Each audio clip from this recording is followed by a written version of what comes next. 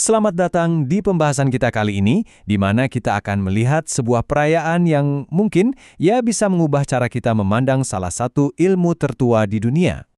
Oke, kita mulai dengan pertanyaan singkat. Coba deh jawab sejujurnya. Apa sih kata pertama yang langsung muncul di kepala Anda begitu dengar kata matematika? Kalau yang muncul itu kata-kata seperti rumit, sulit, atau bahkan menakutkan, tenang, Anda nggak sendirian. Buat banyak orang, matematika itu ya kesannya gitu, mengintimidasi dan kayaknya jauh banget dari hidup kita sehari-hari. Tapi, gimana kalau ternyata ada cara pandang lain? Cara pandang yang sama sekali berbeda. Bahkan, mungkin terdengar aneh. Gimana kalau makna matematika sebenarnya itu adalah harapan? Nah, ini menarik. Mari kita bahas lebih dalam di bagian pertama ini. Matematika itu harapan? Kok bisa? Ada kutipan keren nih dari UNESCO yang bilang, matematika sama seperti harapan adalah salah satu milik universal umat manusia. Wow, ini benar-benar mengubah cara kita melihatnya ya. Jadi ini bukan lagi soal ujian atau nilai jelek, tapi sebuah alat universal yang kita semua punya untuk optimis dan saling memahami. Jadi, intinya apa? Intinya, tema ini mau ngajak kita mengubah total cara pandang kita. Matematika itu dilihat sebagai cara untuk berpikir lebih jernih, untuk mengurai masalah yang kelihatannya rumit banget, dan yang paling penting, untuk mencari solusi bareng-bareng buat tantangan-tantangan besar di dunia. Oke, kita lanjut ke bagian kedua. Jadi, ini bukan cuma sekedar ide bagus loh. Ini udah jadi sebuah gerakan global yang dirancang untuk semua orang. Secara resmi, ini namanya Hari Matematika Internasional atau IDM. Ini adalah perayaan global yang diakui UNESCO untuk ya mengingatkan kita semua betapa pentingnya peran matematika. Bukan cuma di sains dan teknologi, tapi juga di pendidikan dan bahkan kehidupan kita sehari-hari. Dan catat, ini untuk semua orang, bukan cuma buat para matematikawan. Dan semangat untuk semua orang ini kelihatan banget dari siapa aja yang ikut merayakannya. Ada pelajar, guru, masyarakat umum, bahkan seniman dan ekonom juga ikut. Acaranya pun macam-macam.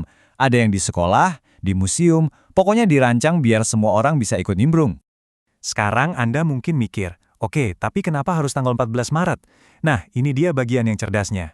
Ada ceritanya sendiri. Semuanya berawal dari sini. Salah satu angka paling ikonik di dunia. Tentu saja, konstanta matematika, pi. Jadi begini alurnya. Logis banget. Konstanta pi kan dimulai dengan 3,14. Nah, angka ini menginspirasi tanggal 3/14 atau 14 Maret, yang udah dari lama banget dirayakan sebagai Hari Pi.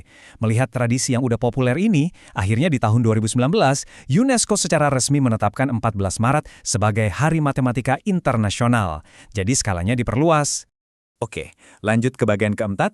Perayaan ini juga ngajak kita untuk melihat dua wajah matematika yang ternyata sama-sama pentingnya. Ini menarik banget. Di satu sisi, ada wajah estetikanya atau keindahannya. Kita bicara soal pola, simetri, struktur, harmoni yang ada di dalam angka. Keren kan? Nah, di sisi lain, ada wajah praktisnya, kegunaannya. Disinilah kita ketemu kecerdasan buatan, pemodelan penyebaran penyakit atau epidemiologi, sampai model iklim. Jadi ada keindahan dan ada kekuatan. Sekarang, pertanyaan besarnya, jadi kenapa semua ini penting? Apa hubungannya dengan masa depan kita? Mari kita lihat di bagian terakhir.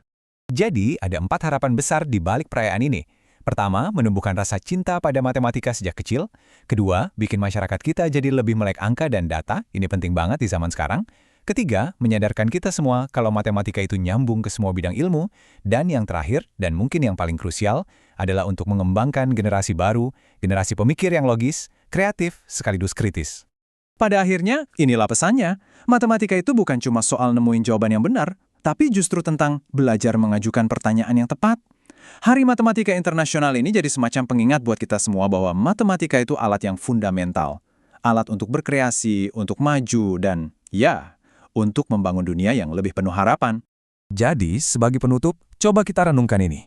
Kalau matematika memang memberi kita perangkat untuk memecahkan tantangan-tantangan terbesar kita, kira-kira masalah apa yang akan mulai Anda lihat dengan cara yang berbeda setelah ini?